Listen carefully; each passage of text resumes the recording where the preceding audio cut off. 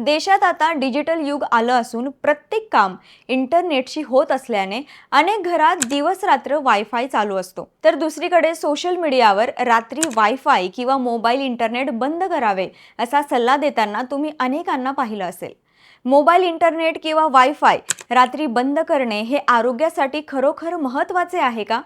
चला जाणून घेऊयात. वायफाय आणि मोबाईल नेटवर्क EMF अर्थात इलेक्ट्रोमॅग्नेटिक फील्ड उत्सर्जित करतात. हे नॉन आयनीकरण रेडिएशन आहेत, म्हणजेच त्यांच्याकडे DNA खराब करण्याची पुरेशी शक्ती नाही. मात्र त्यांच्या दीर्घकालीन उपस्थितीने झोपेवर, मेंदूवर आणि दीर्घकालीन आरोग्यावर लक्षणीय परिणाम होऊ शकतो. काही रिसर्च असे सूचित करतात की EMFचा झोपेवर थोडासा परिणाम होऊ शकतो, जसे की मेलाटोनिन झोपेचा संप्रेरक प्रभावित करणे. तर बहुतेक अभ्यास असे सूचित करतात की घरांमध्ये प्राप्त होणारा वायफाय सिग्नल खूप कमी आणि सुरक्षिततेच्या मानकामध्ये आहे. लहान मुलांचे मेंदू अजूनही विकसित होत आहेत, म्हणून डॉक्टर कधी-कधी सावधगिरी बाळगण्याचा सल्ला देतात.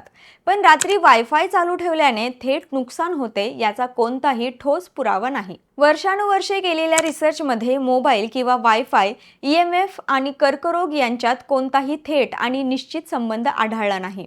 WHOने वायफायचे वर्गीकरण कदाचित कर्करोगजन्य ग्रुप 2B म्हणून केले आहे, जे कॉफी आणि लोणच्या सारखेच आहे.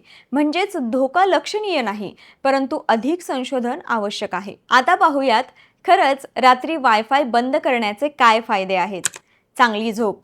सूचना, पिंग किंवा फोन इंटरनेट क्रियाकल्पांशिवाय मन शांत राहते आणि चांगली झोप येते.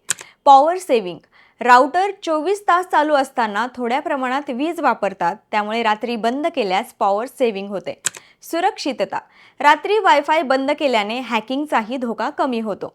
त्यामुळे नक्कीच तुम्ही रात्री झोपताना वायफाय बंद करू शकता आणि एक छान निरोगी आयुष्य जगू शकता.